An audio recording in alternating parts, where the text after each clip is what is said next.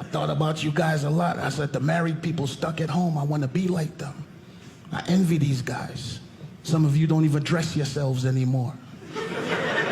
You just wear the next clean shirt. I want that. Then I'm like, where do you go to find this wife? You can go to clubs or bars. I don't like going to nightclubs. Nightclubs are filled with single mothers and liars. There's a lot of single mothers in the club, and overall, single mothers are doing a good job, but the world is crazy, and you need to wait a while before you introduce these guys you dating to your kids.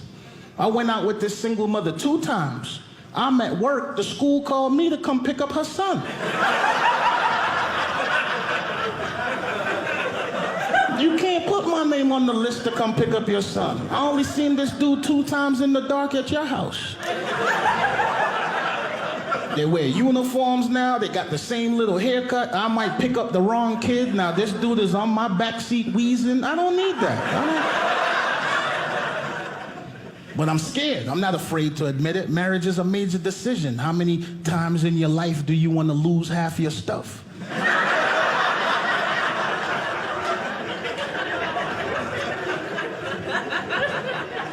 And I'll share with you what scares me the most. What scares me the most about marriage is the fact that men and women don't even look at marriage the same way. When women talk about marriage, it's a happy occasion. I'm getting married, I got my ring, I got my colors picked out, I got 4 of my fat friends to stand next to me. It's gonna be a beautiful day. No, their dress is ugly, mine is pretty. But it's not the same for the men. When men talk about marriage with our friends, it sounds like something you get diagnosed with. Did you hear what happened to Charles? No, what? He's getting married. No! I just seen him last week. When did he find out? She told him yesterday at dinner. Is there anything that we could do for him? No, the invitations already went out. There's nothing we can do.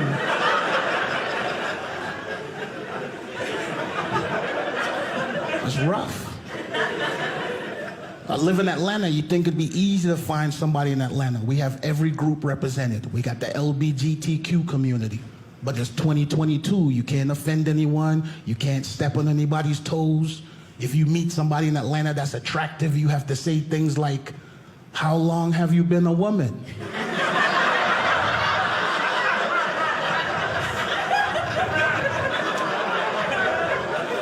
That's a legit question in Atlanta.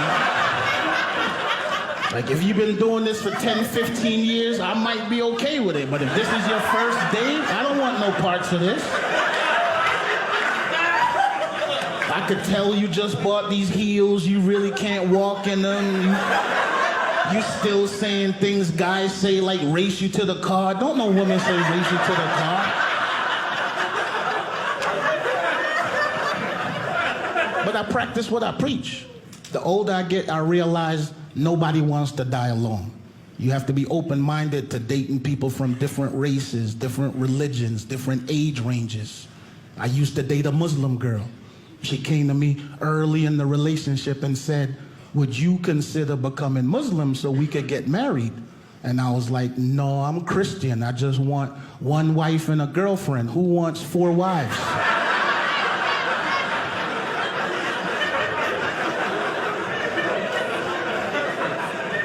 I was raised right, you know?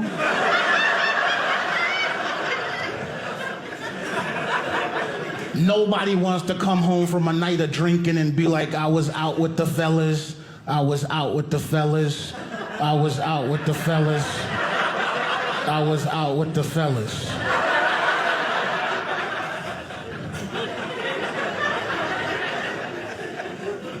The relationship had some good and some bad. It lasted 4 years and we broke up. And I moved from Atlanta to Vegas for a while. I just had to get away and start over. The women know what I'm talking about. You just get tired of 4-year relationship after 4-year relationship. And I needed a new start.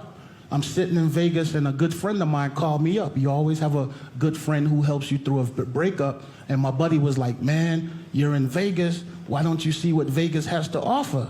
And I was like, bro, I'm tired. I'm not doing anything else. No more dinners, no more movies, no more car parts. I'm not buying anything else. Thanks for laughing. Let me know I'm not the only person ever bought a woman car parts before. And it reminded me of a time I was dating a young lady, and one day she called me out the blue and was like, hey, I'm down here at the tire shop. I got the kids with me, and the guy is saying that I need front and back brakes. Is there any way that you could come down and help out? And I was like, yes, I could come down and help out, but you need to call the other two guys you sleeping with too, and let's get them down here and help out with the bill. So I got down to the tire shop and I got the guy on the phone and I said, hey man, I already paid for these front brakes. You need to come pay for these back brakes because we need to keep her safe while she drives between both our houses.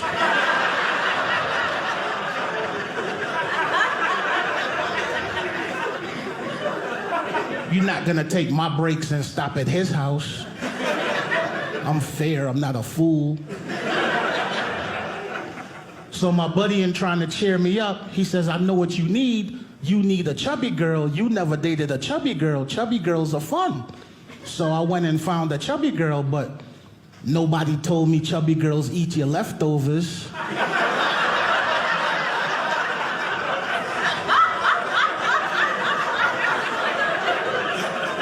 And I wasn't prepared for that. I don't have extra meals like that. I'm on a budget. All my meals are spoken for.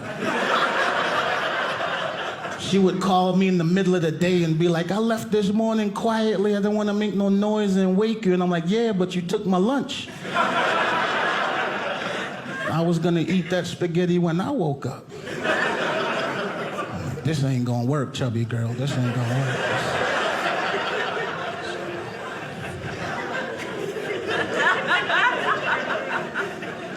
But I meet women with kids. I don't mind if you have kids. I just don't like bad kids.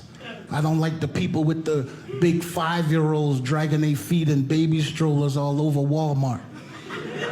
If you can go from Walmart to your car and your kid can get out the stroller, help you break it down and put it in the back of the car, they don't need to be in no stroller. I'm in the mall the other day, I seen a kid in a stroller reading.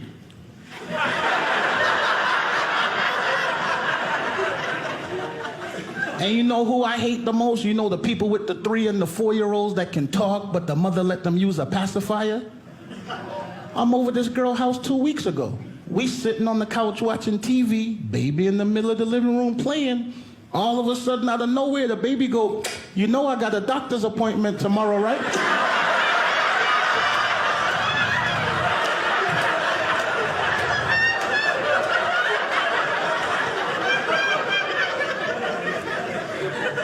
And I'm like, this is not a baby. This dude is making whole sentences right here. This ain't no baby.